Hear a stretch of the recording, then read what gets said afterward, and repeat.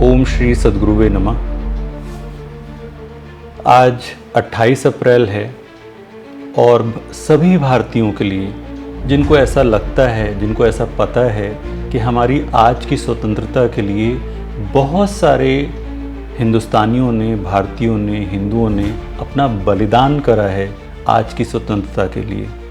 हुआ क्या था आज के दिन कानपुर के पास फतेहपुर में बिंदकी नाम की एक जगह है और वहाँ पे खजुआ नाम का की छोटी सी जगह है। उस जगह में ये जो आप स्थान देख रहे हैं, इसको बोलते हैं 52 इमली।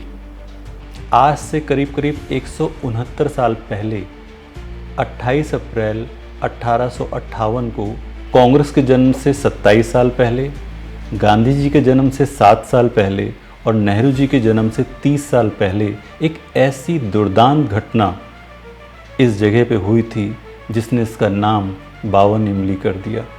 इमली के पेड़ तो इस दुनिया में बहुत होंगे, लेकिन ये इमली का पेड़ वास्तव में शहीदों की, बलिदानियों की माँ की गोद की तरह से है। क्या हुआ था उस दिन? 28 अप्रैल 1858 से कुछ ही दिन पहले ठाकुर जोधा सिंह अटैया ने कर्नल पॉवेल नाम के एक ब्रिटिश अधिकारी की हत्या कर दी थी अपनी क्रांतिकारियों के साथ। इसी एक घटना से रुष्ट होकर, क्रुद्ध होकर ब्रिटिश आर्मी ने एक बहुत ही जघन्य घटना को अंजाम दिया था इसी जगह पर, जिसका चित्र आप देख रहे हैं।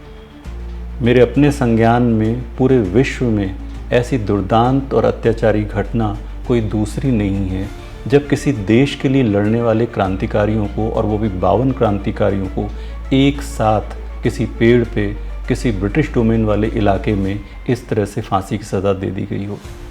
और ब्रिटिशर्स का अत्याचार यहीं पे नहीं रुका। एक भय व्याप्त करने के लिए पूरे समाज में उन्होंने चेतावनी दी कि इनकी शरीरों को कोई भी उतारेगा नहीं। आपको पता है कितने दिन तक वो शरीर इस पेड़ के ऊपर लटके रहे।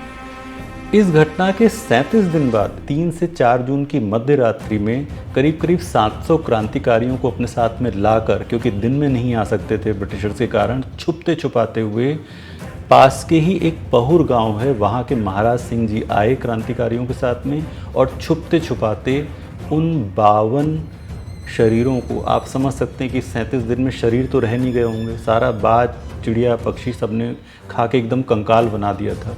उन 52 कंकालों को महाराज सिंह जी ने पेड़ से उतारा क्रांतिकारियों की मदद से, और पास के ही गंगा घाट में उन सभी 52 क्रांतिकारियों का अस्थि विसर्जन करा।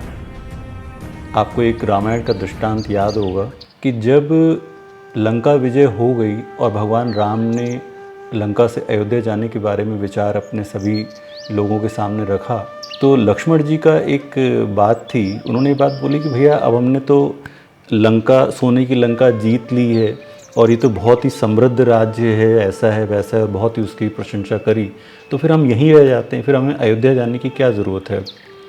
तो भगवान राम का जो कही हुई बात है, जिसको रामायण में बहुत ही अच्छे से लिखी है, जननी जन्मभूमि स्वर्गादपि गरीयसी, कि जननी माँ और जन्मभूमि स्वर्ग से भी बढ़कर है। उसके लिए किसी चीज़ का भी त्याग किया जा सकता है, प्राणों का भी, समृद्धि का भी, किसी भी चीज़ का त्याग किया जा सकता है माँ के लिए और जन्मभूमि के लिए। हम अपने माँ बाप को याद करते हैं, अपने घर परिवार सबको याद करते हैं, लेकिन जिन्होंने इस देश को स्वतंत्रता दिलाई, ऐसे लोगों को समय समय पे, ख़ास तौर से वो दिन जब वो घटनाएं घटी, तब क्या हम याद नहीं कर सकते? क्योंकि जो जनमानस, जो समुदाय, जो संस्कृति, जो सभ्यता अपने इतिहास को भूल जाती है, निश्चित ही इतिहास रिपीट होगा। क्या आप इस देश को दोबारा से मुग़लों का, अंग्रेज़ों का गुलाम बनाना चाहते हैं? अपने इतिहास को याद रखें। एक बहुत प्रसिद्ध रचनाकार हुए हैं माखनलाल चतुर्वेदी, उनकी बहुत ही सुंदर रचना है पुष्प की अभिलाषा।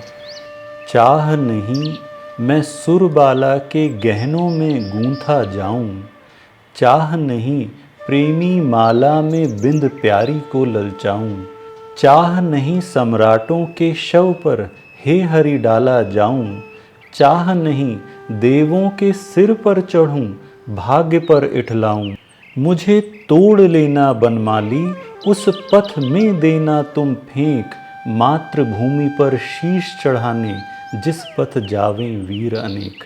हम सभी आज उन हुतात्माओं के लिए, उन लोगों के लिए जो अपने परिवारों में लगे रह सकते थे, जो स्वतंत्रता का आंदोलन चल रहा था उधर से उपेक्षा रख सकते थे, वो ना करके उन्होंने देश को आज़ाद कराने के लिए, स्वतंत्र कराने के लिए अपने जीवन की आहुति दी। आज उनको नमन करने का दिन है। अपने इतिहास को याद रखें। सभी बलिदानियों को हमारा कोटिशः नमन। राधे राधे।